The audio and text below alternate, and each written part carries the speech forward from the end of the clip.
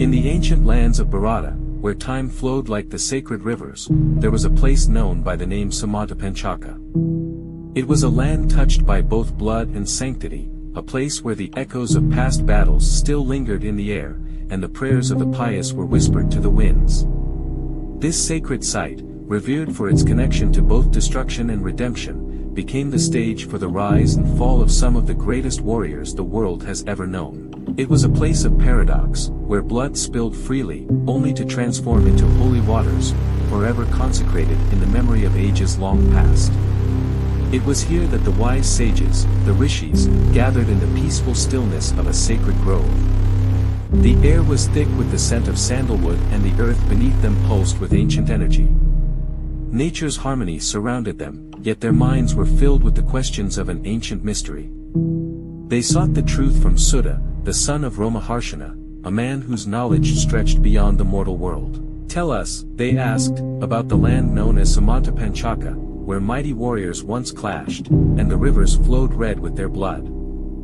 Suddha began his tale with the story of Rama, the son of Jamadagni, a sage warrior of great power. His life was a complex tapestry, woven with threads of rage and repentance, strength and sorrow.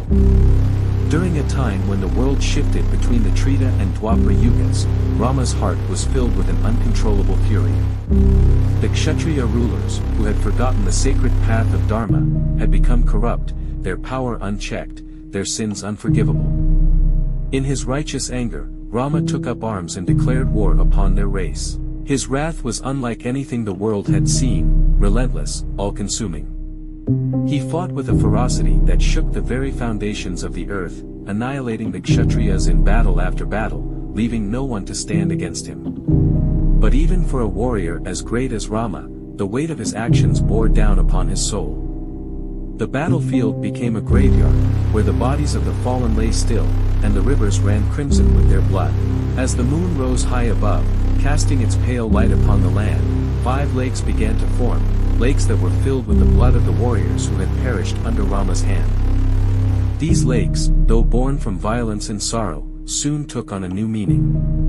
Rama, recognizing the burden of his actions, knelt before the sacred waters, offering oblations to his ancestors. With every drop he poured into the lakes, he sought forgiveness, his heart heavy with the sins he had committed in his quest for justice. And as the waters shimmered in the moonlight, something extraordinary happened. The heavens parted, and from the celestial realm descended the spirits of Rama's ancestors, led by the mighty sage Richika. Their forms glowed with a divine radiance as they spoke to their descendant, their voices filled with both wisdom and compassion. "O blessed Rama," they said, "we are pleased with your valor and your devotion. Ask of us any boon, and it shall be granted."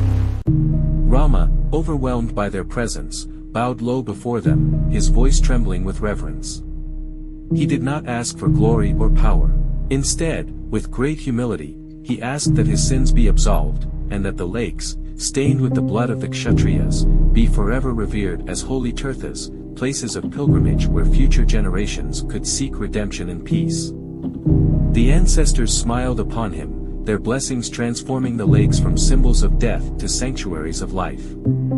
The blood-stained waters became pure and holy, their touch a balm for the soul.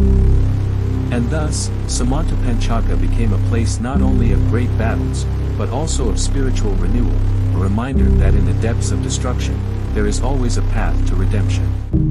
But the story of Samanta-Panchaka does not end there.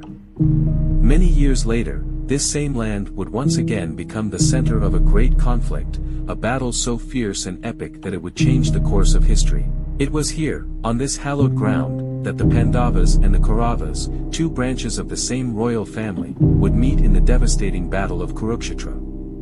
18 Akshahinis of soldiers, a force so vast it defied comprehension, gathered on the fields of Samanta-Panchaka, ready to engage in a war that would decide the fate of Bharatavarsha. An Akshahini, as the rishis knew, was no simple army. It was an intricately arranged military formation, comprising 21,870 chariots, 21,870 elephants, 65,610 horses, and 109,350 foot soldiers, an overwhelming force of warriors, each driven by their loyalty and their destiny. For 10 long days, the mighty Bhishma, the grandsire of both the Pandavas and Kauravas, stood at the forefront of battle. His skill and courage were unparalleled, and though his heart was heavy with the knowledge of the inevitable tragedy, he fought with the strength of a lion. After him, Drona, the master of military strategy, took command, his intellect guiding the Kauravas with unyielding precision. And then came Karna, the warrior whose loyalty and fate were intertwined in the threads of the great epic, entering the battlefield with a power that shook the heavens. But in the end, even the greatest of warriors could not escape the tide of destiny. The war left the land of Samanta-Panchaka soaked once more in blood. Yet, just as before, the violence gave way to sanctity. The land that had witnessed the wrath of Rama and the valor of Bhishma became a place where pilgrims came to seek solace and enlightenment.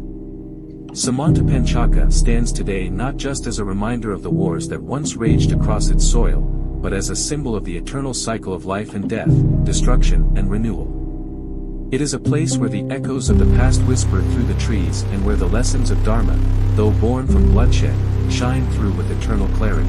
This is the story of Samanta-Panchaka, a tale of warriors and sages, of vengeance and forgiveness, and of the unbreakable link between the mortal and the divine.